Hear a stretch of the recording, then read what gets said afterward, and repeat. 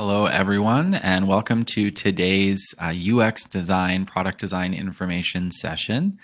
I'm going to officially get the event kicked off here in just a couple of minutes. Before I do, I'll let some people trickle in. I'll probably see some more people joining here. Yeah, there's some more joining right now. And I'll familiarize everybody with the event room that we're in here today. So in the bottom right corner, there is the chat log. So you can interact with us, with each other throughout the presentation. Beside that, there is a questions tab. And the guest speaker and myself are going to do a little bit of live audience Q&A at the end. So if anybody has any questions throughout the presentation about us at CircuitStream, about the course, about the industry, if you have questions for the speaker about anything that they present there, feel free to put them into the questions tab, and then we will loop back and do the live Q&A at the end there. And there's a polls tab too. I did drop a couple polls in there, so feel free to fill out the polls throughout the presentation. And then finally, just the people. So you can kind of see all the people as they are joining. And that number will just kind of fluctuate as people come and go. So that's the room. My name is Tyler. I'm going to do the official introduction here in a moment. One thing I will note is that this full presentation will be recorded and sent out to everybody afterwards. So I'll probably note this a couple times throughout the presentation, just in case people come in a few minutes here. But you're welcome to take notes. You can take screenshots. You can do anything you like that way. But you're also welcome to just kind of sit back and relax. And you can get the full recording after the event session here. So on that note, I can get, maybe I should double check too, everyone can see me and hear me okay. Maybe just let me know in the chat there that everything is good. And feel free to share in the chat as well where everyone is joining us from. I'm personally from, originally I'm from Niagara Falls, Ontario, Canada, and now I live in Alberta. And I also lived in BC. So if anybody in the room here wants to share where they are from in the chat, let me know. Montreal, perfect. I imagine we'll probably get a few people from that side there. Montreal, Toronto, amazing. Ottawa, Montreal, nice. And I was actually just in Toronto a couple of weeks ago. I was back visiting some family in Niagara, and then I went up to Toronto for a day too. So Vancouver, nice. I haven't been out there in a little bit. I got to get out that way as well. Well, perfect. Well, thank you guys for joining us. Just because there's a few more bodies in here since I said it previously, the session will be recorded for everyone and emailed out, but I'm going to go ahead and officially get it started here. So as I mentioned, today's session, Launch Your UX Design Career. We will have a guest speaker joining us in a few minutes. I'll do a little bit more of a proper introduction for her in just a moment. I'll start off with introducing myself. So my name is Tyler Trapp. I am the Marketing Events Manager at CircuitStream. I've been with the company here for almost 3 years. We're actually coming up to CircuitStream's birthday in July. No, in June. Our birthday is this month, I think. I don't know the exact date, so don't hold me to that. But and then also my anniversary date, I guess, will be coming up there around the same time. So that's me. I previously worked in travel and tourism before moving over into tech education. And as I mentioned before, we will have an amazing guest speaker joining us on stage in a few minutes.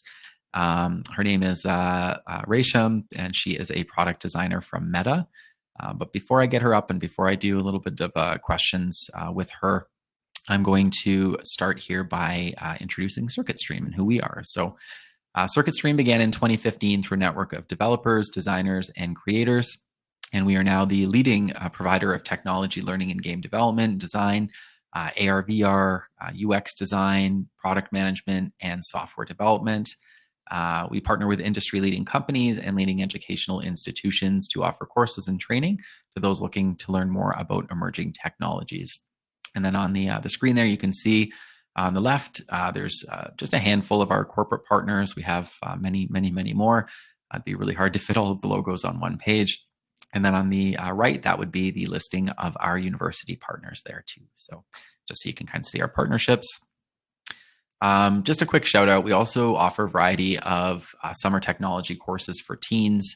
I think we're going to be running fall cohorts and potentially winter and summer ones moving forward. But currently speaking, we will have summer cohorts kicking off here shortly. And these courses are all meant for students between the ages of 13 to 18. So a little separate from today's presentation, which is a little bit more of an adult boot camp. This one here is for teens. So if anybody in the audience knows any teens who are looking to get a little bit of a jump start on their technology careers or their education, the summer camps are a really good way to do that. So the QR code there will just kind of take you guys into the main course page for that. Now, on to the focus of today's event, which is UX design, UX product design. So, why launch a career in UX design? UX designers contribute. They contribute. They do contribute, but they combine creative problem solving and analytical thinking, allowing them to make significant impacts on user experiences. This role offers diverse opportunities across various industries and encourages collaboration and continuous learning. So there's some additional information there. Again, I can see the number of people in the room has jumped a little bit since I said it last, but this will all be recorded and sent out. So feel free to take notes if you like. The global user experience, which UX service market size was 19 billion in 2021 and is projected to see 153% growth and reach 48 billion by the year 2031, which is crazy. So just showing a little bit of the potential growth there in that industry. Now, North America is anticipated to contribute significantly to this growth, with user experience designer employment being projected to grow 22% from 2022 to 2032. Montreal's remarkable addition of 51,000 tech talent jobs shows the thriving technology landscape in Canada as well. There are about 18,000 job openings in the UX space in Canada each year. And this number is also projected to increase by 13% over the next decade. The average salary for a UX designer currently in Canada is at about $110,000 per year. So some additional information there for you guys. Now a little bit more onto the actual boot camp. So our UX Design Bootcamp is thoughtfully structured to equip learners with the core skills essential to not only excel, but to also stand out in the industry. The 30-week bootcamp offers in-depth training in digital product design, covering UX design, UI design, interaction design, and the ability to apply these concepts to emerging technologies. Learners will learn essential skills such as wireframing, prototyping, and visual design, alongside with mastering UX research and leveraging AI tools to optimize their workflows. So just a little bit on the screen there, you can see it's beginner friendly, it's hands-on, online and project-based. You've got 200 in-class hours and then 300 plus outside class hours. All the students work on a capstone project, and there is certification. You can see the badge that would be included at the end of the course there too. The UX Design Bootcamp is career focused, and the curriculum is designed to emphasize the integration and design processes with business goals, preparing students to adeptly navigate the complexities of the product development lifecycle. So students also acquire the skills necessary to understand design and product thinking methodologies, wireframing and prototyping, user experience research, user interface design, accessibility and inclusive design, how to collaborate with cross-functional teams, and they receive career development support. Now, speaking of career development support, I'm going to give a quick shout out here to Circuit Stream's Student Outcome Manager, Wanai. She's unfortunately not able to join today's session, but she does provide our students with the career support that's offered through all of our different boot camps. And I'm going to share a little bit about that information, what she works on now. So we run career labs to teach students how to leverage technical and behavioral strengths, to gain awareness of the digital ecosystem, to create compelling portfolios, to elevate their digital presence, to learn how to network effectively, and to become interview ready for industry jobs. So a huge portion of getting the students ready as they come near the end of the courses. Our career networking support really sets our programs apart from others that you may find. Every student has different objectives coming in, but for those looking for new jobs or to improve on their current positions, they find this aspect of the course incredibly helpful. Just career support in general is usually welcomed, well received. As a part of the career support, our boot camps also come with Student Pitch Day, which happens near the end of the program. Students have the opportunity to showcase their capstone projects to hiring and industry partners. And this event is an amazing way to add people to your network, to be considered for any job openings that they may have in the company, or to just receive some feedback on your projects from hiring managers and people who are currently working in the industry. So just give a little bit more context there. As a company at CircuitStream, we basically are connected with industry partners and companies, and we invite them in to view the student projects at the end of the course there to give feedback and for career opportunities. So now all that being said, I'm going to officially invite today's guest speaker on stage. Resham Khanna is a graduate of cognitive science and psychology from UC Berkeley, specializing in design for gaming, VR, and privacy. Currently, she is a product designer at Meta on their responsibility and privacy team. So welcome to the stage. Thank you so much.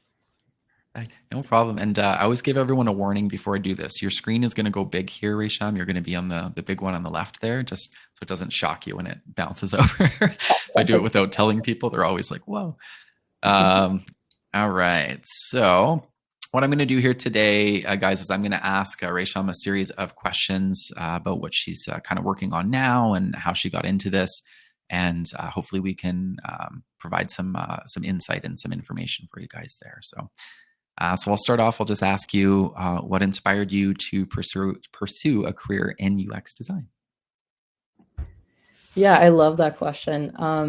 So it was a pretty unplanned journey into product design. I came into UC Berkeley not even really knowing what I wanted to major in. And then during my first year, I found cognitive science, which I thought was a really cool major because it was super interdisciplinary. So it has parts of neuroscience, psychology, computer science, anthropology. So it just seemed like a really good blend, and it helped me keep my options open as well, while studying things that I actually enjoyed studying. And then from there, through my classes, which weren't actually design focused, so I never actually had design focused classes in college, but I did happen to meet people who were kind of on this track to becoming product designers, and I worked with them on class projects and more like startup pitch style projects, did competitions with them, and slowly over time, meeting these people and working with them, for our projects and competitions is what exposed me to the possibility of even having a career as a product designer. Like I had no idea this was an industry, or this was something that people have jobs for. So it was through social exposure that I first heard about product design, but then eventually I actually started considering this as a career when the pandemic hit. I was back home in India, and it was like the end of my junior year. I was trying to figure out, like, okay, I have a year left. What am I going to do? Who do I want to be? Like, I'm going to graduate, and like, which jobs am I trying to target? And during that process, so there were two areas that I was interested in. And I was looking at product management, or I was looking at product design because I'd been previously exposed to that.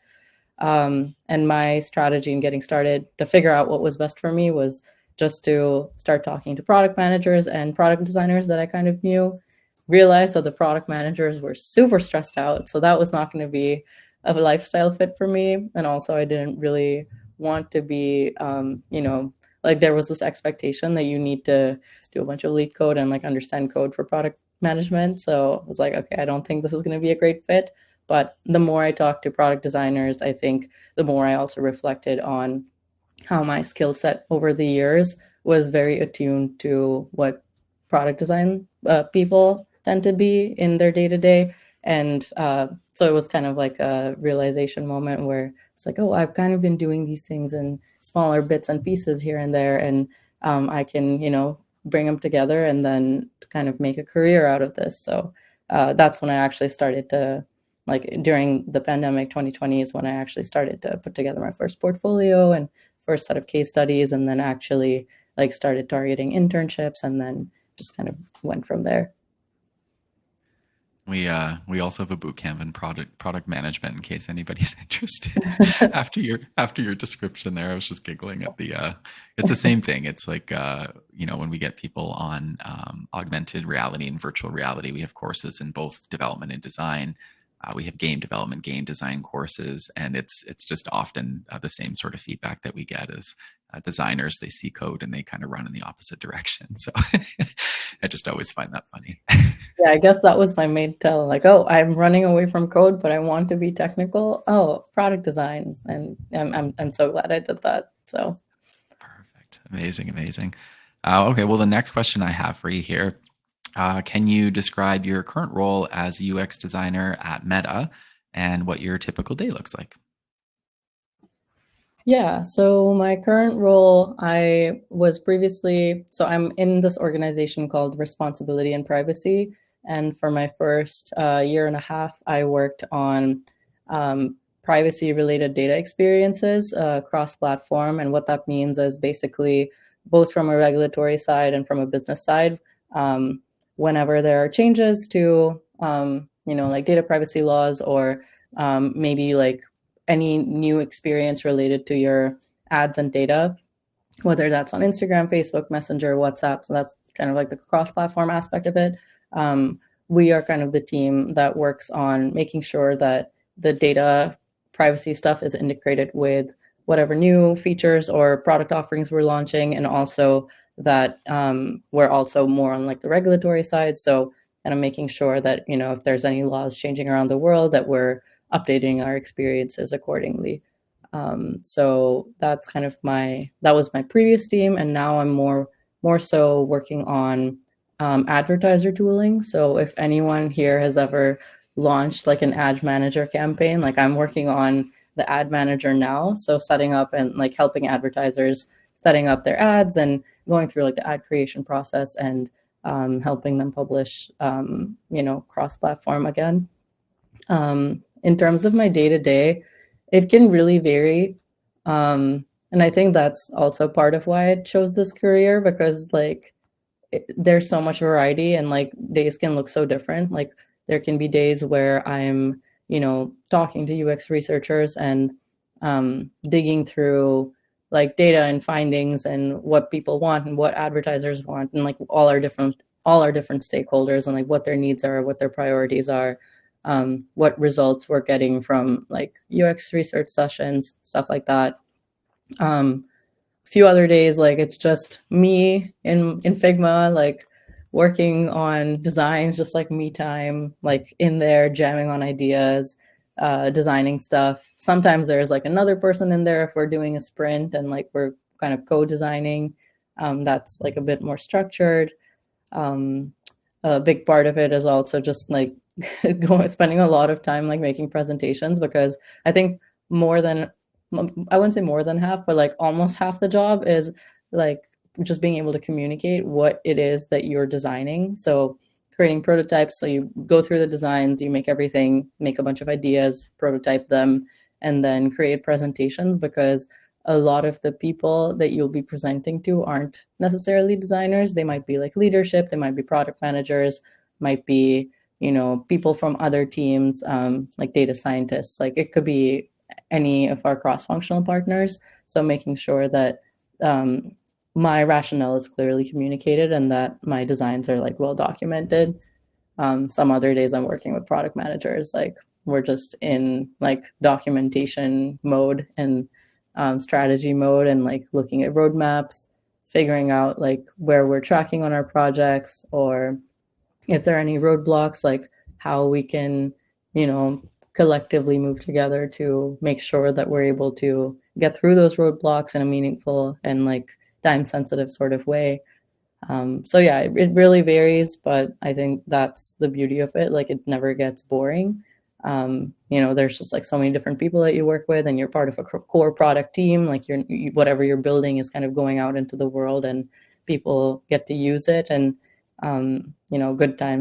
good design is also oftentimes invisible. So it's just if you create experiences that are actually great, then I guess the trade-off is that people won't actually realize like, oh yeah, like yeah, someone designed that, because it's just so easy to go through that they don't even register that like how much work has gone into that. But to me, that's like the sign of a win. But yeah, super diverse days, very different. It also depends on where you are in a project. Like later in the half is like crunch time because you have to hand off to engineering for them to build stuff. Earlier is more strategy, in the middle, I would say, is more like design and presenting to people and getting alignment. Absolutely. Yeah, that makes sense. And I resonate with part of what you, well, with a lot of what you said. I mean, I do some of those things sometimes, but I was giggling because the head of our product team is often putting together presentations and trying to communicate exactly what you said, like what she's worked on and why it makes sense and how things to the rest of us who are not product designers on the team. So I understand that part that you know, the communication to people who are not involved on that side is probably challenging sometimes and easier other times too. But that's neat. Okay, I'll jump into the next one here. So, this is kind of just a broad question overall, but what do you enjoy most about being a UX designer or product designer? Yeah, I think there's a lot of things, of course. I think the what I was just talking about, like the variety across my days, I think that keeps it very interesting for me. I've always been like someone with a lot of hobbies, like a lot of different interests, and like I need a very multifaceted life to feel fulfilled. And I think that especially in my career and my job, like having that sort of variety kind of integrated into the role itself and the sort of expectations that are placed within, you know, like my job responsibilities. I think that's really interesting to me. That keeps things like fresh. I feel like I'm always learning new things and being put in like new situations and learning how to navigate those. And like each project is also different because each problem you're solving is different. So it never feels repetitive. It always feels like playing like a problem solving game. And like it's always like a fresh sort of problem with its own set of constraints, with its own set of stakeholders and like its own nuanced understanding. So I really enjoy that part. But other than that, I think also just on like a personal level, when you're a designer, it also forces you to improve yourself in terms of your storytelling skills. And I think there's a lot of things from design that I also try to take into everyday life. So there are things, you know, just like skills, like life skills that my job even teaches me, I would say, that I apply to my day to day. And I feel like it makes me a better, more well-rounded person, like in terms of being a good listener, in terms of being able to talk to people, being able to communicate and share ideas, um, asking meaningful questions. Like I think all those are things that I've learned from being a designer, and I really enjoy that. Amazing, amazing. And I just have to take a quick moment and say that we do see that you guys have put questions. I think there's one that's already started in the questions tab. I mentioned this right at the beginning, but in case anybody popped in afterwards, we are going to do live Q&A at the end. So can keep putting the questions in there if you guys have any questions for either of us, and we will circle back here at the end of the session and do the Q&A with you guys too. So, all right, perfect. I'll jump into the next question here for you, Resham. What do you, in your opinion, what do you think are the most important soft and hard skills for a product designer to have? Yeah, that question is a great segue into what I was just saying. So I'll start with the soft skills. I think in terms of soft skills, good communication, of course, is very, very crucial. You want to be able to communicate with your cross-functional partners. You want to be able to communicate the ideas that you're bringing to the table, um, and good communication, good storytelling, being able to kind of justify your rationale.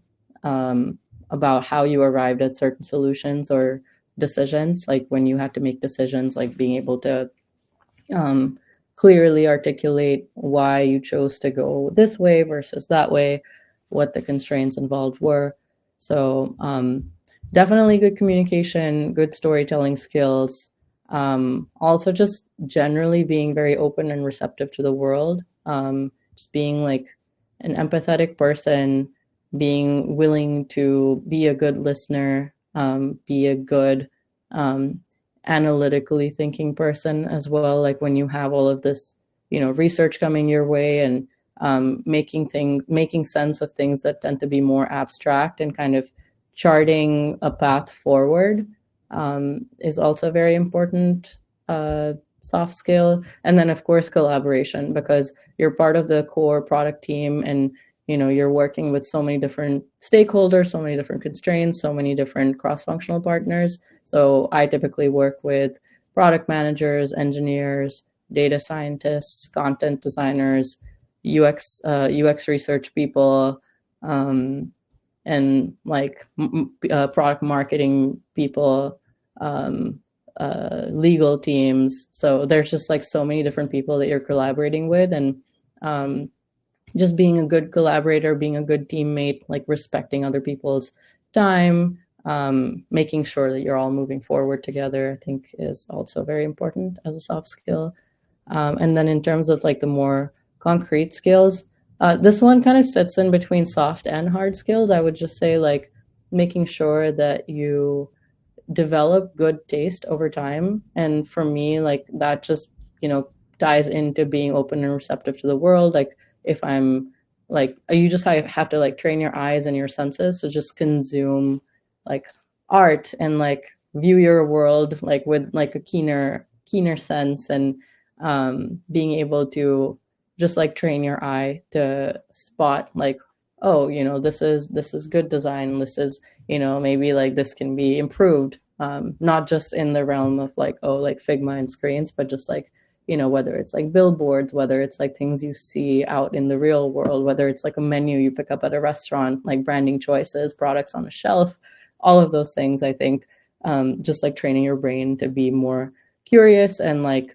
not abstracting those things away and just like engaging with them more meaningfully, helps, I think, develop taste, and just consuming also other people's work, like, looking at other creatives, looking at what they're putting out, looking at, inspiration boards, also really helps train, the visual sense. But then when it comes to like more hard skills, I would say, um, I think for me, I leaned into my product thinking quite a lot before I got hired at Meta. And you can probably see this on my portfolio, but like I I think I come from a very strong like product strategy sort of background, and that's just like comes slightly naturally to me. Like I didn't really take classes for it or anything, but that's the strength that I lean into when it comes to product design. And what I mean by product strategy is just basically, um, when you're creating projects, you're able to have like sound business reasoning for why the company should invest in a certain feature, or certain product, or certain project, and basically making sure that all your constraints and all your stakeholders are accounted for, and it's still viable for the company, still viable for the users, and the needs and the mission and vision statement for your organization, and then also, of course, any other constraints that you're under. um, and then, of course, knowing Figma is like probably like the main hard skill. I think someone asked a question where it's like, is Figma like the main industry standard? Like, without getting too much into that question just yet, but like Figma is what I use and what like 80-90% people use. So like a few others are like Sketch, like some companies prefer using Sketch, I think, like Apple. But Figma does tend to be sort of like the main tool that we use. So just being able to, like the more time you spend understanding the capabilities of the tool and like familiarizing yourself with what's possible, then of course, there's just as much that you'll be able to do when you actually go into Figma and like want to design. Like, so yeah, just like knowing Figma, also knowing how to prototype really helps. We have like internal programs at Meta for origami, and prototype, but Figma prototyping is kind of like a great lightweight way to get started. It does handle like most of the basic interactions, and but then there's also prototype and origami, and like people can get like all sorts of innovative and crazy with it. Like you see some of these files and interactions, you're just like, wow. Um, so prototyping helps. Visual design skills, of course, help. Knowing how to put together like screens and Figma helps. And then yeah, and then just like also just like if you know how to make good presentations and be clear, like, and that's more leaning into your soft skills. That's kind of basically all the skills that are expected of you. Yeah, that totally makes sense. And I use Figma in my weekly, and probably not nearly as much as you do. But even just on the little bits that I use it, it's such a cool and powerful tool. So I understand why it would be the one that's most commonly used on the design side. It makes a whole lot of sense to me. So, um, all right, what are some common challenges that you face when designing user experiences, and how do you overcome them? Yeah, I think some common challenges, like when, because I design at a very, very large scale, things tend to move very slowly, of course. Like Meta is a huge organization. There's like so many people who work there, and like whatever we ship, even if it's like a small thing, just because we have so many users, like so many people are, interacting with whatever it is that you build. Um, I also do work in, like I mentioned, like privacy and responsibility. So those projects that tend to be a little more sensitive and need, like tend to operate on like longer timelines than other projects. So I think that would be the main challenge. But other than that, I think also just like when you're working with so many people and there's so many different cross-functional partners involved, like just I think the most amount of time in a project is basically spent on alignment, because you have so many people working on building, even like what might seem like a fairly basic thing, just because it's related to data, like, which is a very sensitive topic. It just it takes a long time, and it you have to have a lot of conversations with a lot of different people, and making sure that everyone's on board with the way things are being planned for the project to move forward. So I'd say that's kind of like the main challenge.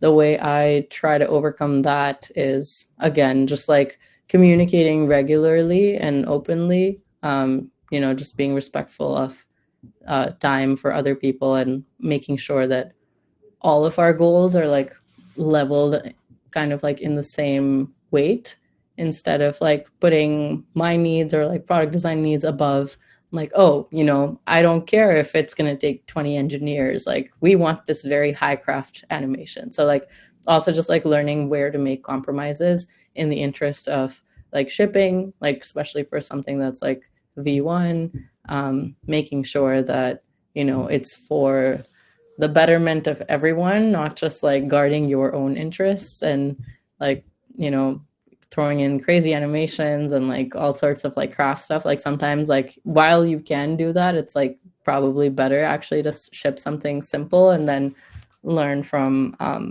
the first set of data that comes in after that thing has been launched, and then maybe you have more resources in the future to keep working on that. But just learning where to make compromises, and I think also operating under constraints is kind of like the main challenge, but it's also the main joy.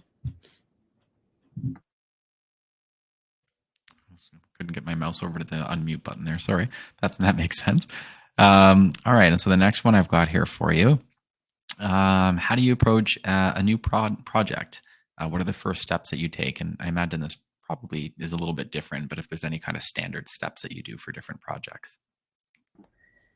Yeah, usually I would say like towards the beginning for pretty much all of the projects across the board. Like if it's something that's starting from like really ground zero, then there's a lot of product manager involvement.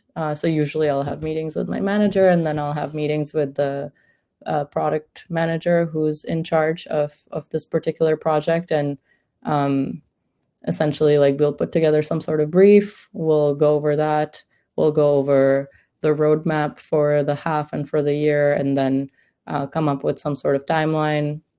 It's mainly sort of like working with your PM to be onboarded onto, like, okay, what am I solving for, what are the current issues, what is the existing research that we have, what is kind of like the timeline that you are hoping to operate on.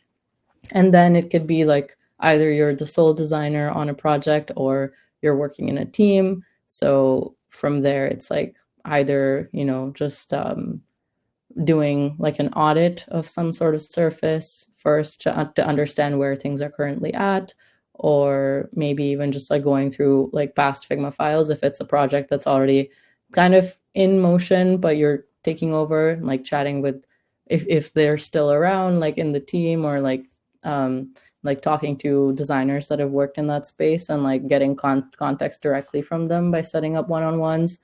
And yeah, and then like going through their Figma files, and like the first phases are usually just like coming up with all the questions that you need to get context, and then asking product managers or asking product designers, asking like anyone who can help you first just like wrap your head around what the problem actually is, and like what outcomes are you designing for, and then kind of going from there. Makes sense. That makes sense. And I was just going to quickly shout too, in case anybody at the beginning of this missed it, I did put a couple polls into the polls tab in the bottom right corner. So feel free to fill those out while we're presenting here too, just in case anyone missed that at the beginning. All right. So what tools and software do you use daily in your work? I know we kind of already touched on this a little bit. Yeah, I'd say the main one I use, of course, is Figma. Like that's where all of the design work is happening. That's where some of my like 50-60% of my prototypes also happen. And then I'm trying to be better about, using Protopie and Origami for like more refined prototyping tools, although that is like quite an investment because um, they are definitely more complicated and there's also more possibilities. But then I'm trying to learn those tools and do like higher fidelity prototypes as well. So I'd say like kind of touching Protopie and Origami there as well. And then I'd say like other than that, it's just Google Slides, just like learning how to, make good presentations and within the constraints of Google Slides. So and the reason like I usually do my personal presentations in Figma as well, but the reason we do our presentations like for share out in Google Slides is because anyone can kind of go in and edit, and oftentimes you have to collaborate with many people on presentations, and it's not just designers. So that's the reason we use Google Slides. Um, Other than that, we have like a few internal tools, but nothing crazy for like nothing for designers. It's just like maybe Figma plugins, and um, most of the internal tooling is for product managers anyway. So like sometimes I'll see it, but I don't have to actually deal with it. That makes sense. And I use Google. I mean, this is a Google slide presentation that we're on right now too. If when I flip back to my presentation screen after, but yeah, I use that all the time. Just curious. I mean, not in your design role at all, but have you ever used Procreate before? Do you do any sort of design work on iPads or tablets? I have not used Procreate. I have seen friends use it though, and it seems really cool. And I still need to catch up with all the updates from WWDC as well. But seems like they're doing pretty well. Yeah. Yeah, that was just a personal question because I draw in Procreate, so I was just Oh, curious that's if awesome. you'd done it before. But all right, all right. So, what sort of impact do you think new developments in AI might have on UX design? Yeah. I think what I've been seeing in the industry is right now, like there are tools that maybe help you generate like basic skeletal structures for like whatever it is that you're trying to design, but um I haven't really seen anything like concerning or alarming where it's like, oh my god, like I'm going to be replaced by AI.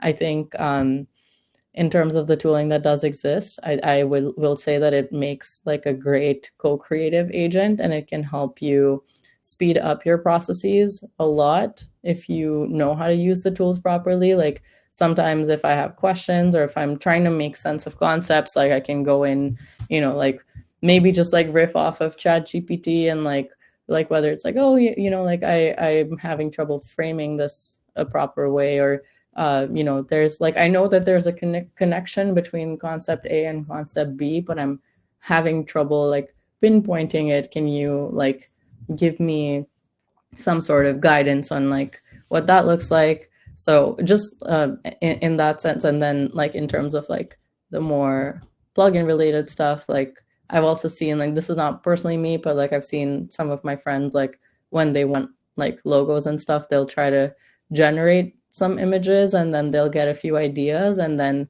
from there it's just like, um, like in the double diamond process, I think like where AI is very helpful is like in the divergence process, like at the beginning, because the ideas that you would be able to come up by yourself might have been like more narrow scope, but now with AI, like because we are able to speed up our processes and also just like do it at a much larger scale, like that divergence sort of increases. So it gives you a lot more to work with in your initial stages, and then as you start converging, like you just have considered more options and therefore are more likely to arrive at something that is better than what you might have been able to do as a team of one or a team of a few people.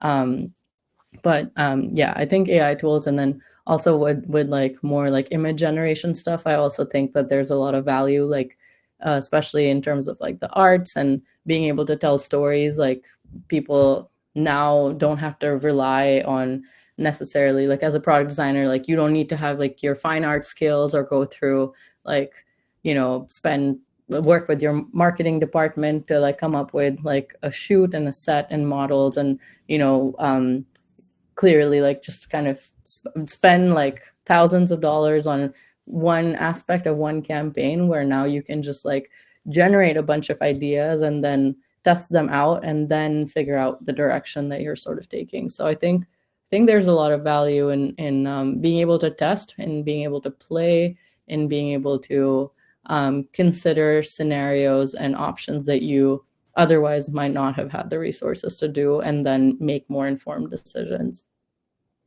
Yeah, I completely agree. I mean, we in our company we use AI tools, a few different ones. I mean, ChatGPT is probably the most common that we're using right now. But yeah, it's usually at the initial stages when you're coming up with an idea or concept, and like you said, it's just like it's. I guess, in my opinion, sometimes it can take 2 or 3 meetings or several weeks to kind of cover all these different areas when just humans are kind of connecting and talking. And you find if you're doing something on your own versus if you brainstorm with a couple other people, you usually get a little bit of a broader scope. It's like AI just is like a million people in one. It's like it can quickly go through a whole bunch of data and just give you so many more starting points. But it's not the best at fine tuning and putting together things the way that you want the finished product to look like. So yeah, I mean, I completely agree. We use AI tools here, and I think we'll probably see a lot more AI tools being created and incorporated into data areas and design and like data security. There's going to be tons of different areas that AI tools will come in. So I don't think it's like you said. I don't think it's in jeopardy of kind of taking over anybody's roles or anything right now. I think it's more so just tools that we'll kind of harness and use to be better at our jobs. So awesome. All right, a few more questions here for you. What advice would you give to someone who's just starting out as a new product designer? What sort of resources, like maybe some websites or blogs or things like that, would you recommend? Is there any sort of regular information channels that you go to? Yeah, absolutely. So in terms of, I'll start with resources and then kind of go back to advice. But in terms of resources, like when I started in 2020, yeah, 2020, there weren't a lot of resources at the time. I know that like is no longer true, but at least for my process, when I was getting started, I would just go to cofolios.com, which is cofolios.com. And that's kind of like a collection of portfolios from people who've interned and worked at, like a different, like some of the top companies as product designers. And then I honestly just like spent hours and days and weeks and months just studying other people's work and consuming and just like understanding like taste, understanding how different people chose to present themselves, how they structured their portfolios, how they structured their case studies. I would like take screenshots, take notes, try to like reverse engineer like the different sort of structures and like the different sort of approaches people took to different problems. So it was almost like just like reading through case studies and understanding people's storytelling, people's final outcomes, how they got there, what steps they took to get there. Um, and then like doing that like for I don't like no exaggeration, like hundreds, literally hundreds of portfolios. I think I finally started like seeing things started falling into place and making sense. And then because I had consumed so much information from different case studies, I started like feeling more confident in my process itself and then knowing where to apply what. So I think that was kind of like the main thing. I think also for other resources, like I would use Font Bear, which is like this website that would initially tell me like which sort of typefaces belong together and being able to pair that stuff properly. Um, also use like Coolors, which is like the colors but with an extra O, which is like to help generate different color palettes, which was really interesting. And like they have like things that you can browse, and then they also let you generate like, test out like to see which colors would look good together, and gives you the codes. Um, I would also like browse on Behance and um, for more like project stuff, and then Dribble, but only for like some visual stuff, not for any of the UX stuff, just for visual inspiration. Um, I would like snoop around Figma community files and see like what other people were building and how they structured stuff. So I would like look at design systems. I think design systems for Figma.com is also another very good resource. It like has design systems from different companies, and then it also has like a few open source design systems that are great like initial building blocks for different interfaces. Mm, yeah, I think that was mainly it. I would sometimes read stuff on Medium, but that was just like more, like tools for thought sort of stuff, not really actionable necessarily. Like there are articles, but I just like learn better by doing. So it was just more like thought pieces that I would read here and there. And the rest was honestly just practice, like just getting in there, like working on stuff, and then like I would see it like a week later. I'm like, oh my god, what was I thinking? And then like go in there, like make some tweaks. You come back in 5 days later, like I call it like getting the ick. I would just like constantly keep coming back to my designs. I'm like, oh my god. But then that's also a sign of growth. So it's all part of the process. And like, you're not gonna come out of the gate being like this amazing, like pixel perfect, like everything is in place, there's no spacing issues, like you picked all the right font and the colors and everything, which is why I recommend starting with design systems if you're just like getting used to more of like the placement and problem solving aspect. um, but yeah, that was kind of like the tools that I used in terms of, I guess, advice. Yeah, I think just being okay with the whole process of, iteration, like it's there for a reason. I know we want to jump to like the final shiny version, which is pixel perfect, but that's like, I think thinking that sort of way is kind of unrealistic, and a lot of discovery and a lot of improvements actually happen in the iteration phase. So just being open to like not being attached to your work, going back in, being able to iterate, being able to like do what's best for the team, for the users, for the company, even if that sometimes means like agreeing to disagree, which is like you personally don't align with maybe like a small, decision that you're making about maybe like, oh, we're gonna skip this part, or like not include this feature that you spent, designing like 2 months designing, like just being like, you know what, that's okay. Like that's part of the process, and it's gonna live in my drafts maybe for a few years or maybe forever, and that's okay. And being okay with that possibility, just like not being attached to your work, not taking it too personally. Um, I think one of my teammates like saying like hard on the work, soft on the people. So like when you're receiving critique, just knowing like, like taking it constructively and not as a reflection of who you are as a person or your skill set. It's just limited just to the design, like being open to learning with that. Um, in terms of other advice,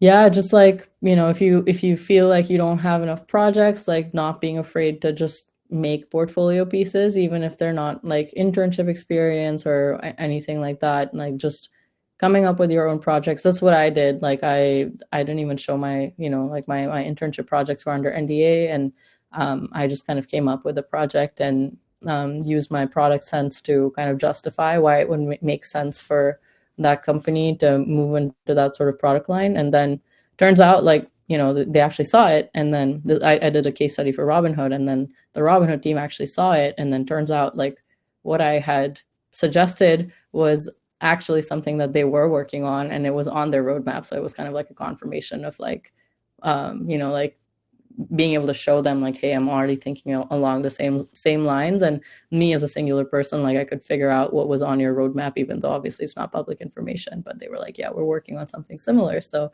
that like happens. Or unless, even if you're not guessing things, like that was not my intention, like if you're not guessing things that might be on their roadmap, you could definitely demonstrate to different companies that you're thinking about the problems that they're working on. You're already thinking about their competitors and their space. You're thinking about the business opportunity, and that you have that sort of like keen product sense that you could bring to the team.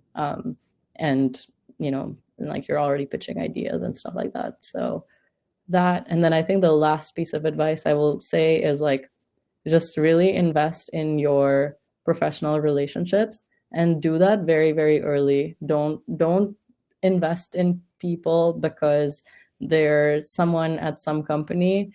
Like, find people that you genuinely respect and like whose work you admire, and invest in those relationships early. And that's way before you ever need anything from them. So I think that's something that I did. Like I love talking to people. I love connecting with people. I learn best when I learn from other people. And I feel like they also bring out the best in me, which kind of lies latently. Like if I'm just in my room, like I might think thoughts about design, but it's through conversation and engagement where those actually like, come out of me, and um, we riff off each other. So just make sure that you like start sowing the seeds for your professional relationships early on, because you don't want to, if as far as you can avoid it, you don't want to be in a position where you're coming in straight away with an ask, and like you don't know this person at all and they're not invested in your growth or your journey. Like you want to connect with people and be like, check in with them, and build those professional like long standing relationships, like maybe like even a year or 2 years before you ever even think of like asking them for something. Because when you start a relationship without any expectations, like they don't want anything from you, you don't want anything from them, like anything concrete, I think that's much more meaningful, because then they're able to see how much you grow, and they've known you for a year or two. So like when you do get around to like, oh, like now I'm applying, and oh, this person maybe works at the same company, maybe they've moved somewhere else, but they are now invested in your growth and your journey, and they've seen you and they've known you for a while. So they're much more likely to be in a position to now help you, because the relationship that you built with this person was not hinging on the fact that you needed something from them. So I think that that's one thing that's like really, really helped me. Like I've been very fortunate to be like connected to people like in the right place. Even though I didn't go in with that sort of intention when I initially connected with them, but then when I did need someone from that specific company who could refer me and like talk, like they even went to bat for me like with the hiring manager, and they only did that because we were already connected, not because I like had like a cold reach out.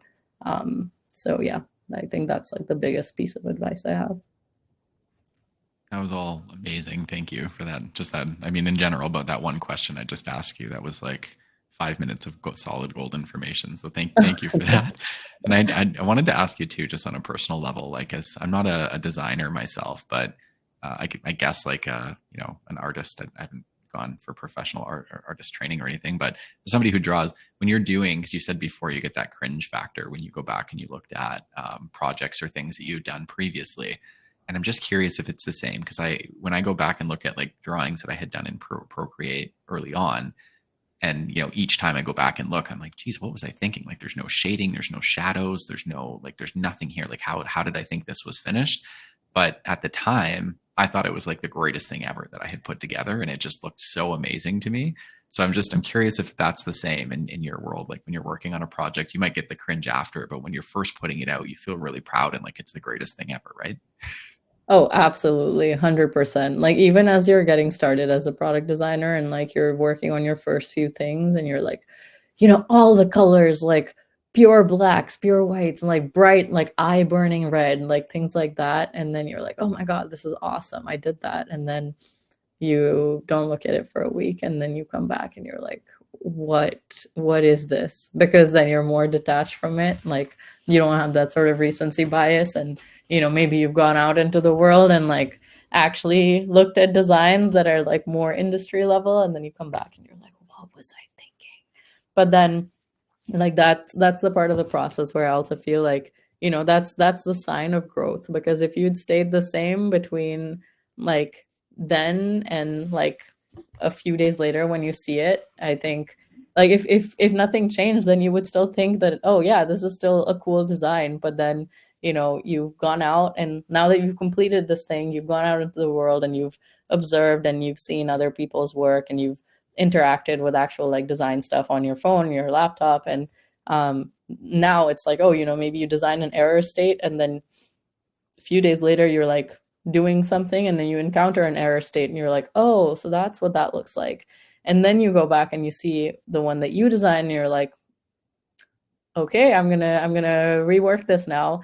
And then that just kind of keeps happening. But that cringe factor is like so real. Like even in product design, like you work on stuff and then you forget about it for a little bit. You go back and you're just like, oh, I yeah, I don't know what I was thinking, but that's fine, because you've to be able to recognize that without any intervention from anyone else, and just being able to look at your own work and say like, oh, I can do better, and like this is like this I would change these things about this. Like that's all of that is growth. So it's cringy, but it's also like, okay, like I'm now in a position to be able to spot my own mistakes and build on that, and then that keeps happening gradually, and it's all good. Glad to know it's not just me that has that. Yeah. So, Definitely a um, universal thing, sure, good, across good, all good, good. disciplines. Yeah, because sometimes I look back at my early work and that's exactly it. I'm like, what were you thinking? Um, all right, so I've only got one more like actual question for you, and then just kind of a quick follow up question for you at the end there. So, final like question here is, in your opinion, what sort of benefits do you think beginners would see by taking a career focused UX design bootcamp? Yeah, so I went for a college degree, and oftentimes I felt like, well, I feel like whatever I learned in school, I'm not really using in my job necessarily. Like I studied cognitive science and psychology. We didn't really have a design major or anything like that. So everything that I did was like self-taught, and s- teaching myself like just I took a gap year between my junior and senior year, so I did have that sort of time to like be able to teach myself, but it was still really really really hard and really exhausting. And um like I didn't really know if I was doing the right thing, none of that. And obviously like my classes weren't teaching me like any of the applicable skills. So I think um boot camps are really cool, because they're actually like my issue with like regular schooling is that it's not super action oriented, and it's very theoretical, and it's not like actually equipping me with the skills that will actually help me get a job. It's more like, oh, now I know about like some niche topic in psychology. Okay, cool. But like, how do I apply this to my product design role? Like, just figure it out. So I think boot camps are really cool in that way, because it's definitely more action oriented and usually project based as well. So at least like for the first time, like, and that's the highest drop off point, where like people are trying something, like putting together their first case study and their website for the first time, and then seeing how hard that is, and how emotionally draining that can also be sometimes, is where people are like, oh, maybe this is not for me. But then I think being in a boot camp, like some of those pains are minimized for you, and there's a little bit more structure, like someone who knows about that world of product design is able to sort of guide you through a very hands-on approach. So I think that there's a lot of value in being able to like basically do like a guided project or a case study, and then having mentors who are able to give you good and constant feedback. I think that the growth that I was talking about, like that cringe factor, like you don't have to go through that alone, and then your growth also gets like significantly accelerated. So Amazing. Yeah. And I mean, agree on all those points. And the boot camps always get or also give like some of the points you were saying earlier, like networking and kind of communicating with people. Boot camps are such an amazing way to do that. I mean, through Circuit Stream, we have our own Discord community. So any students that go through any of our courses, they are not booted out of the community after they go through. They're welcome to stay in. In fact, they're encouraged to stay in and help kind of newer students or collaborate with students. So we often get like developers and designers in different areas in technology working together, because they ended up taking a course in one side or the other. So yeah, so the networking, I mean, the core skills, but just yeah, boot camps, they go fast paced. That's the difference. But then they give you like a good portfolio of projects for to showcase in your resume afterwards too. So just a bunch of benefits there. But all right, so the last question I had for you, this one's super easy. Where can people find and follow you? yeah, I think I'm pretty active on LinkedIn. Like if you just look up my name, or if you go for like, linkedin.com/ and then you just enter my full name, like you'll find me. I have like a little plant emoji next to my name, so that's how you can also see that it's me when you type in my full name. But LinkedIn is probably best. I'm also on Twitter, but I that's just, not really design. That's like 50% design, 50% just like me throwing out random tweets. But yeah, probably LinkedIn is best, and I'm super active there. Like if you send me a message, I get back to people. So Perfect, perfect. And likewise for me too, just in case anybody's looking to connect with either of us after the session here. My LinkedIn is just the same thing. It's LinkedIn and Tyler Trap. If you type in keywords on Google, LinkedIn, Tyler Trap, Circuit Stream, my profile will absolutely pop up. I think I'm the only one. So amazing, amazing, amazing. Well, Resham, we're going to do some audience Q&A here in just a minute. I'm not sure how many questions we have in there, but if anybody has any more questions for Resham or for myself, go ahead and throw them into the questions tab now. I'm just gonna, you can stay on stage if you want, just off to the side here. I'm just gonna make this screen bigger here, and I'm gonna share a little bit more information about the upcoming course for people. If that's all right with everyone, I'll share the upcoming start dates, the pricing details, that kind of stuff. So let's do that. I'll start off with the pricing and the cohort dates, like I said. So the pricing here first. This is in case anybody's looking to do the UX Design Bootcamp with us. You can pay in full, of course, if you want. It's $14,995, but there are some early bird discounts in place right now. So if anyone's looking to register for the course, those are kind of the price points we have. And then the early bird promotions run until June 21st and July 19th, or until the seats are filled. And honestly, I'm not quite sure how many seats we have left in this cohort. So if you're interested, just let us know. And then there's payment plan options there too. So that's just a little bit on the pricing. The actual start dates, the next cohort we have coming up is running from October 15th through May 27th. They do run every few months, so there'd likely be one shortly after that within a few months. But if you are looking to register, that's the confirmed upcoming start date. And then just some contact information. So this course is available through McGill Continuing Studies, and it's also available directly through Circuit Stream. So if you have any questions about the course through Circuit Stream, you can call the 1-800 number. If you have questions about the course through McGill, just call the 1514 number there. Then obviously the two email address, admissions and McGill SCS. And then those are the two QR codes. So if you scan either of those codes, it should take you right to the course page, either directly through Circuit Stream or through McGill.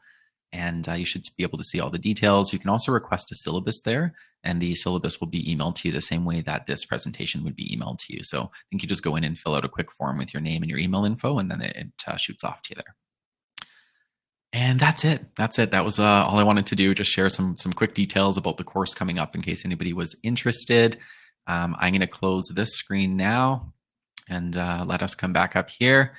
And I'll flip it over to the questions tab, and we'll do our best to go through these.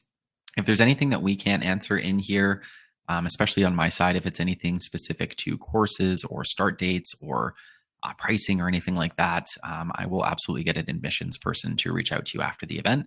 But hopefully we can get through all the questions here if there's anything like that.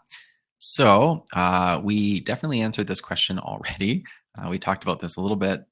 So I can kind of bypass this one, but Jven, yes, Figma is definitely an industry standard in product design.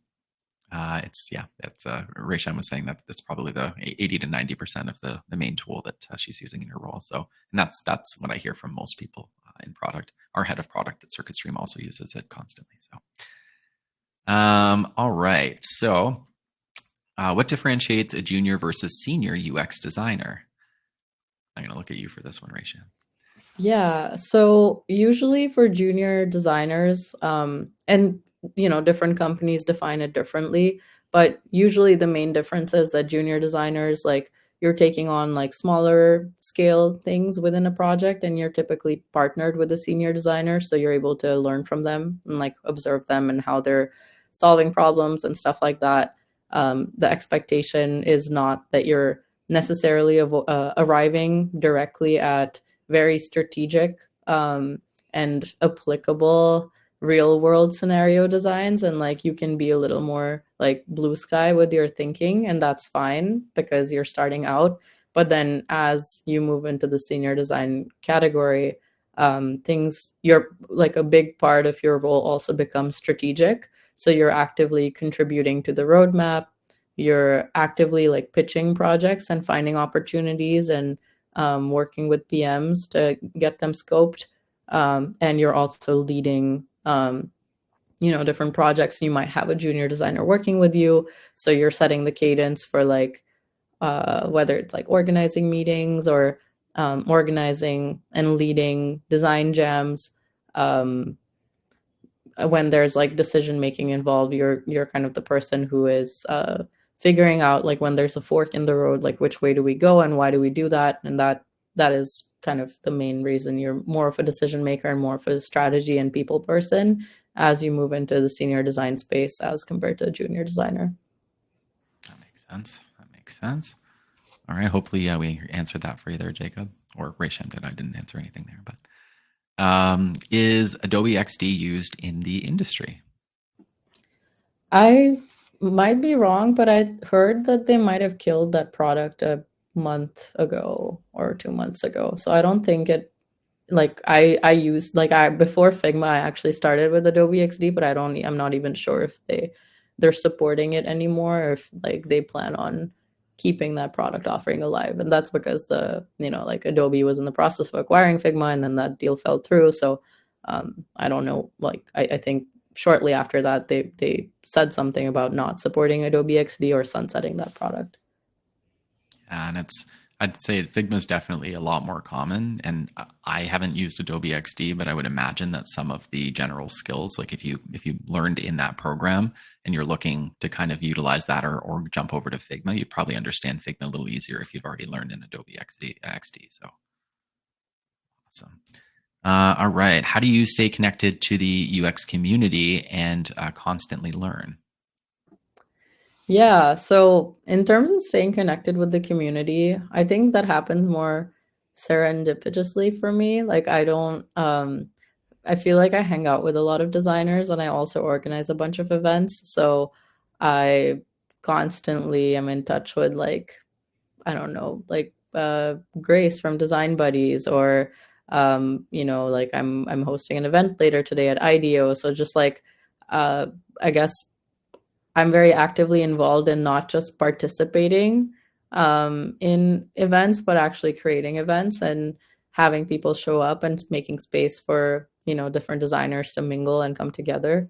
But other than that, like, SF is a pretty good place, like, for being able to go out and meet people. So usually it's just like people will send me Bartiful or like Luma invites to, like we have this regular thing called Demos and Chill, which is like, designers bring their passion projects and then we'll just like look at those and hang out. Um, or like some more senior designers, like they host just like house parties and DJ sets, and then I'll just go there and we hang out and chat and have a good time. And then of course there's also like the more regular, like we just like I think today is actually the last day for SF Design Week. So there were also a bunch of events just around that. Um, yeah, but everything's like Luma, Partiful. Like people send me links. I find stuff on Twitter.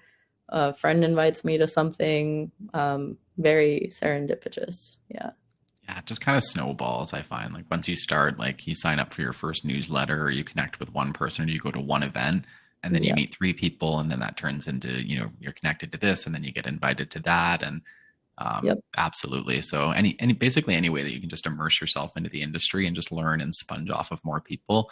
If you have a budget to travel or go to any conferences in those spaces, that's also incredibly helpful. And a Mhm. lot of conferences too, you can actually you can submit in advance to volunteer at a lot of these conferences. And so if you don't have a personal budget, you can still kind of go and help, but then mingle and like, brush shoulders with a lot of people who know what they're doing when they're there. So we have a lot of students that do that. So Yeah. amazing. All right. We got a few more in here. What platform do you suggest for showcasing your portfolio? Also, could you please link the websites you talked about being useful in your journey? So it might be hard for you to link all of those sites. Feel free to throw any in while we're chatting here, but don't feel obligated, Resham, to put them all in there. We can always send that stuff out to you afterwards too. But yeah, what platform do you suggest for showcasing your portfolio? I guess we could start there too. Um, I guess I just responded to the wrong question, but I did add Oh, that's okay. the website, but I think to someone else's question. So it's in there. I can just throw it on chat instead. One second. Here we go. I think Cofolios kind of was like the main one that helped me. And then there's other resources, but they honestly like the ones that I use might just be outdated too at this point. But if you like, there's so many niche resources for whatever it is that you could possibly want at this point. So I recommend just like Googling and, like researching, like there's probably a resource for whatever it is that you're looking for now. In terms of showcasing your portfolio, the platform, um, it depends. Like if you're starting out, like, there's, I think all of these like website building tools are kind of like on a spectrum where Squarespace is probably like the easiest to work with, but also it's very inflexible, but it's great for setting up a first website. Um, my portfolio is currently on Webflow, and I have not updated it in 2 years, but I probably should. And then Framer has come up with a lot of different updates, and now you can like design and launch your own website and like add in interactions and stuff as well. But that is probably like the most time consuming, but it's also like the one that gives you the most options. I would say if you're just starting out with setting up your portfolio, like I would lean more towards like Squarespace or Webflow. And it's also just okay to use a template. Like that's fine. You can use a template and make edits to that, and kind of make it your own. But I wouldn't recommend doing something as intense as Framer and like starting from scratch, because then, like it's just overwhelming to go through all of those design decisions and then like custom make everything and then custom animate everything and then make sure that that goes, smoothly. So just to avoid things breaking and like also just like, I don't know, just like maintaining your sanity, just like go for a Squarespace or like Webflow or something in the beginning instead of like, even Webflow is kind of complicated to use. So like if you want to start with something super simple on Squarespace just so you get the hang of setting up a website, I just, that's perfectly fine. And then your portfolio will keep also iterating. And if it's more about like getting something out the door ASAP, like probably something like Squarespace is good. Totally. Yeah, and Framer is a super powerful tool, but I use it just for one leg of like I don't build our company website, I don't do anything there, but I do build out some of the event pages in Framer. And so I use like a fraction of the program and it's really powerful, but Yeah, I can see that there's so many tools and so many like design tools that I have no idea what I'm doing, and it would be a lot for somebody coming in who didn't have, you know. So I completely agree with you. But Framer is a really cool tool. Okay, so this one we we put the answer in wrong, so I can't post this one up while we answer it. But I'll just say that's okay. I'll just say quick. How can we stand out as a junior UI UX designer? I heard there's lots of competition at entry level. Yeah, I think just like assessing what your strong suit is as a designer, like whether you're leaning into, like maybe you have really good visual sense, maybe you're a really good product and strategy person, maybe you're just like a really, really good problem solver, maybe you have, a specific industry or like area that you're most interested in, and you're like focused on gathering interest particularly for, let's say, e-commerce or fintech or something like that, and you have more nuanced understandings within that space. I think there's all these different ways to, make yourself stand out, and you just need to have like that one distinct thing where people can look at your work and be like, oh, like, yeah, it's that person. So for me, like I mentioned, I think I leaned into my product work a lot, and I was going for like the more targeted approach where I like at that time I was like, oh, it would be cool. I want to work for Robinhood. I want to work in fintech. So I just made a case study specifically for Robinhood, showing them like kind of like the product value that I can bring, and then also throw in some like Adobe After Effects animations where there's like three phones like that flip. And I think that was kind of like a high effort, high impact sort of thing where it's like, of course, yes, it wasn't expected or asked of me, but then just doing that phone flipping animation, like so many people were like, oh my God, that's so cool. How'd you do that? And then that was, like a bit of a wow factor that other people weren't necessarily bringing in at the entry level. Or, some people like do like they try to flex their prototyping skills. That's also totally okay way to go. Like it depends on also on the company. I will say like different companies look for different things. So it's also a matter of like know your audience, like just present your strong suits based on where you are and who you're talking to.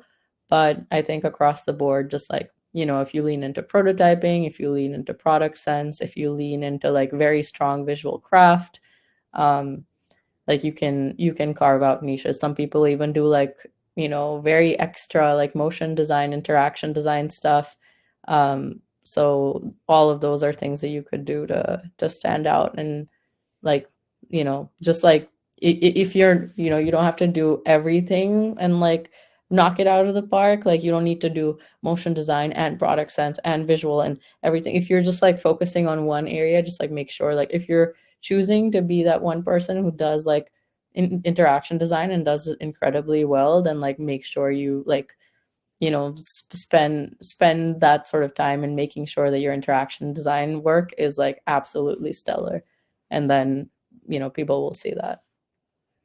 Yeah, that makes sense. Yeah, and then just incorporating your like your own personalized skill sets into anything that you do always demonstrates it and sets you apart. So this one's a very broad, just kind of general question. I guess we don't have to give like a super long answer on this one, but is does working as a UX is working as a UX designer stressful? Not Sometimes. really. Not really. I mean, it can be if it's like crunch time for certain projects, but I mean, like I feel like jobs are always what you make of them. And I personally don't get stressed out by my work. But I think I also know a lot of people in the same role who do on different teams.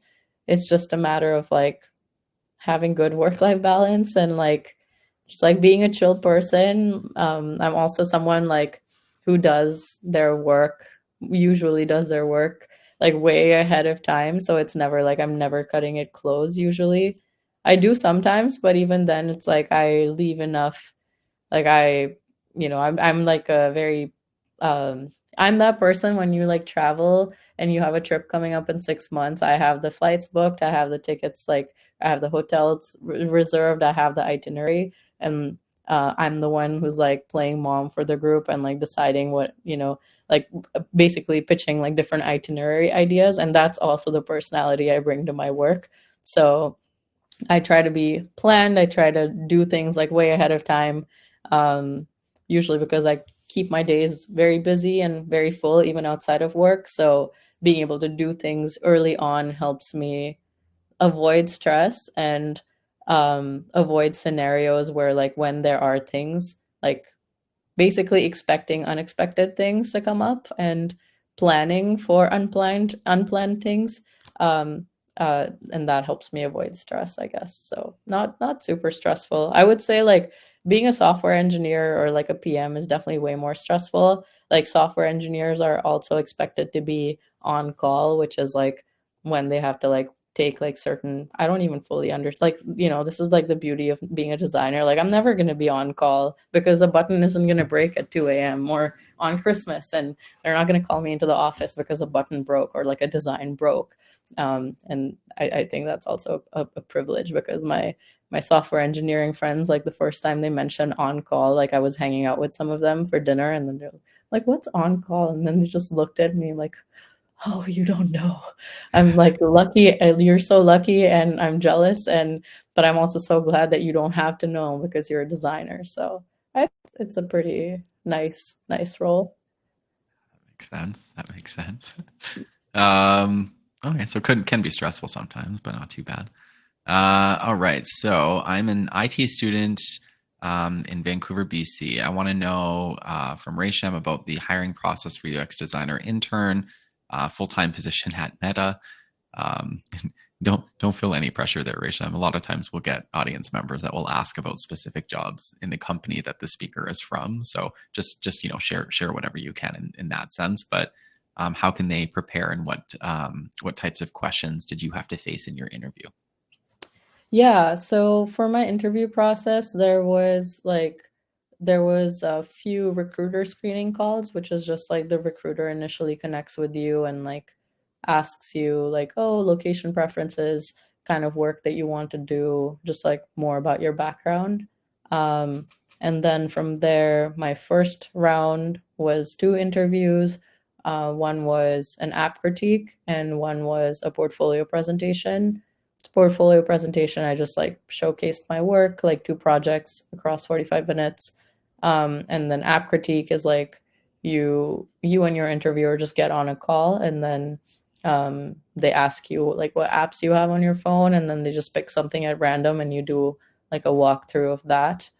Um, and that was the first round. And then I had my on-site, which was four interviews after that, which was another app critique, another portfolio presentation, a background interview, which is just like digging more into your projects and your past work, from the portfolio presentation. And then the last one was a whiteboarding challenge.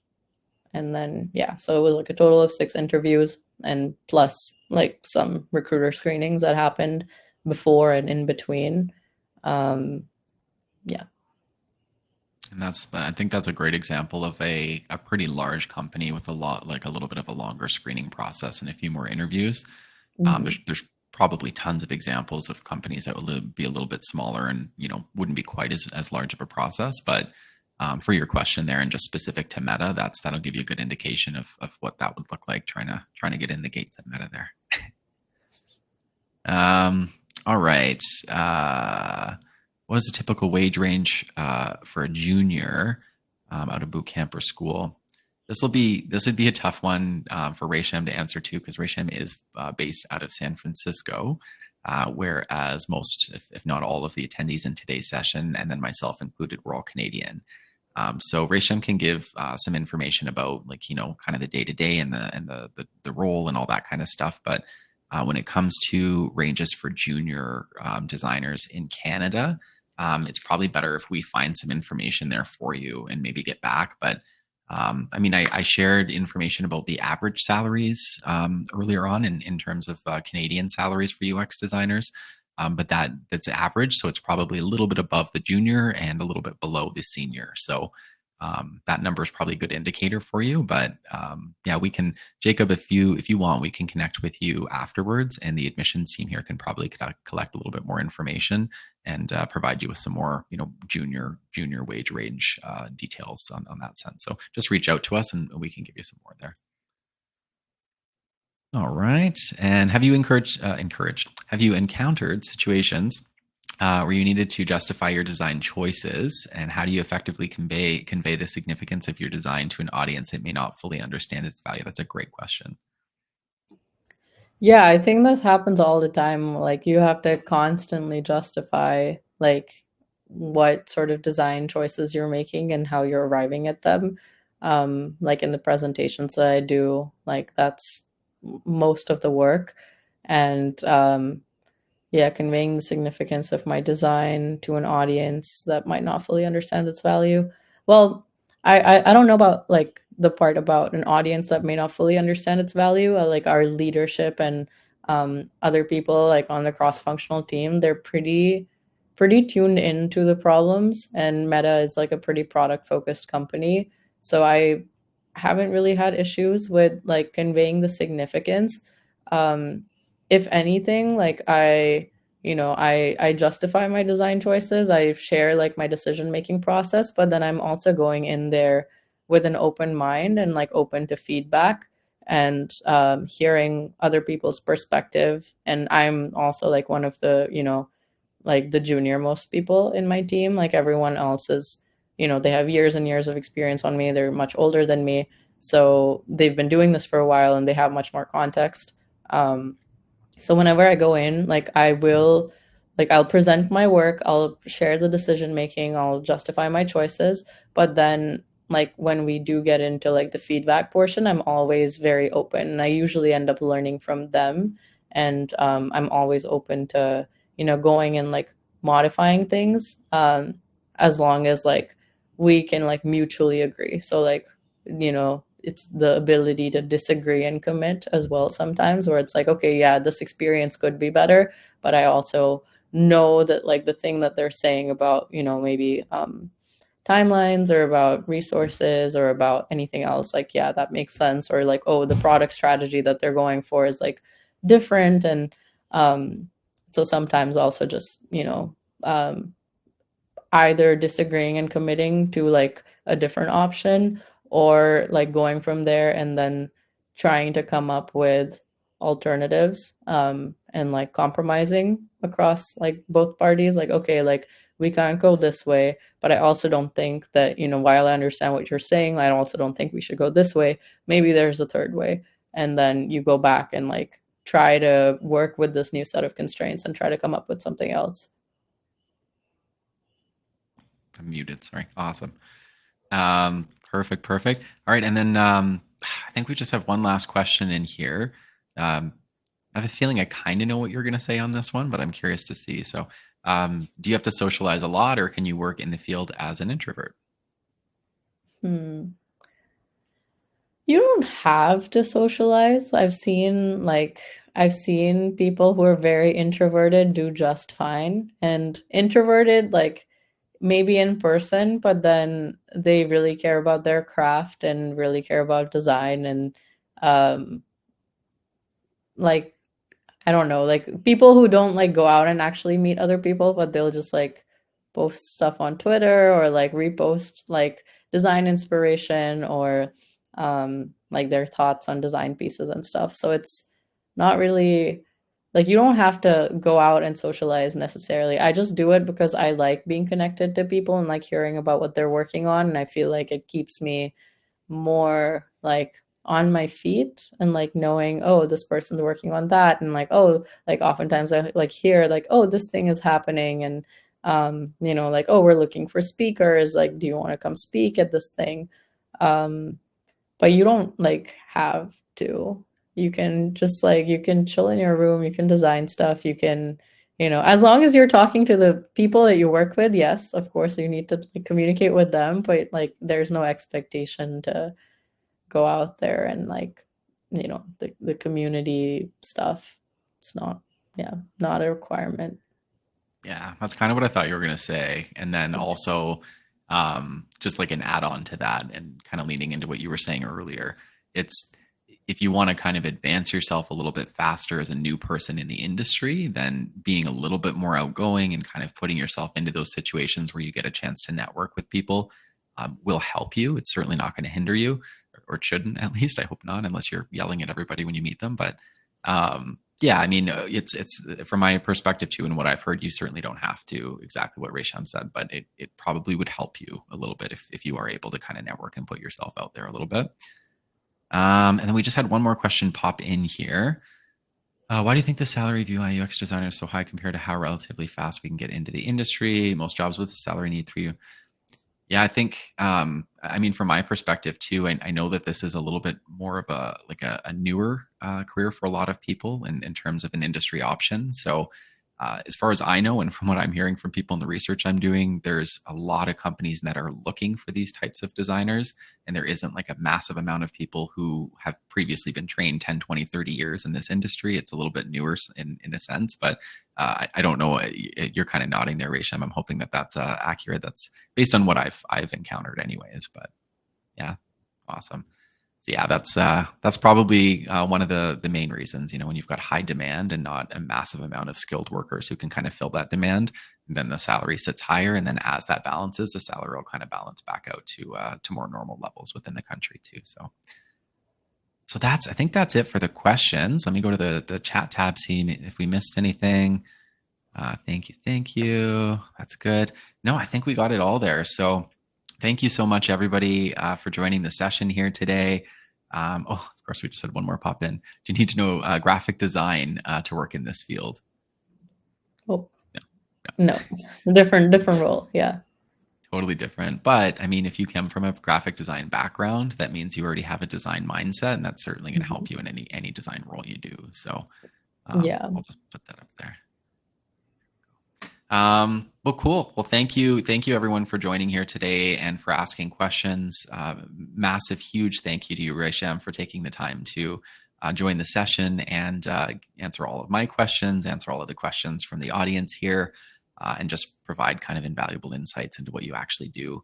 I could run this session solely and just kind of explain what we teach in our boot camp, but it would be missing a huge component where people get to actually understand what the role looks like in the real world. And similar to what you said earlier, you can go through school and then you get thrown into the industry, and sometimes you have no idea what to expect. So it's just nice to hear from somebody who's actively already working in that role, and especially for somebody working at a large company like Meta. So thank you so much for joining us today. Yeah. Thank you so much for having me. It was an absolute pleasure. Amazing. And I haven't said this to you yet, but I'll probably invite you back for future sessions if you're okay to come back again.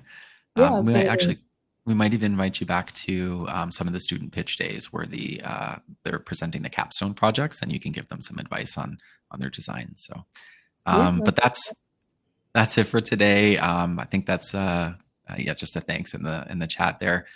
So thank you everyone again for joining us.